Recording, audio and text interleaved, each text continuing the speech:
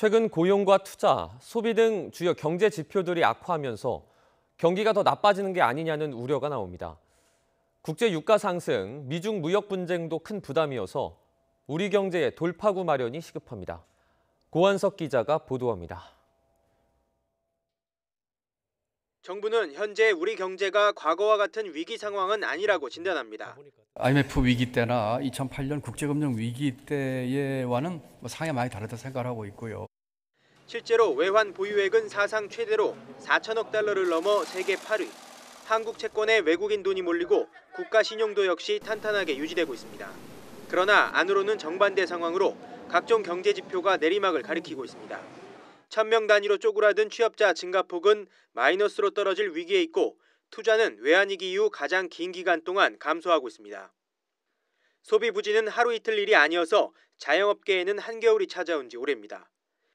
전문가들 사이에서는 이미 경기 하강 국면 초입에 접어들었다는 경고가 나옵니다. 일부 소비가 개선된 부분이 있지만 해외 소비를 중심으로 이루어지고 있기 때문에 실제 경기는 전반적으로 하강하고 있는 국면이고요. 이후에는 현재 해외 여건 역시 악화되고 있고 문제는 정부가 쓸 카드가 점점 줄어들고 있다는 데 있습니다.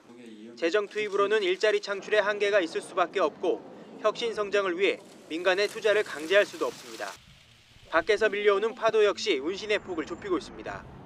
미국과의 금리 차이가 더 벌어지면 고금리를 쫓아 자금 이탈 가능성이 급증하지만 우리는 가계부채와 경기 부진 탓에 금리를 쉽게 올리지 못하는 상황입니다.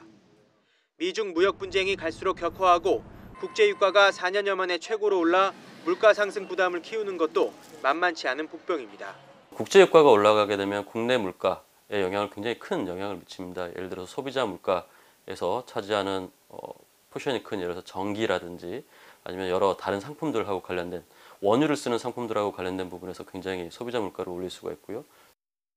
결국 우리 경제 근간인 제조업이 살아나고 다변화해야 일자리가 만들어지고 급변하는 국제 경제 속에서 살아남을 수 있다는 게 전문가들의 대체적인 의견입니다. YTN 고한석입니다.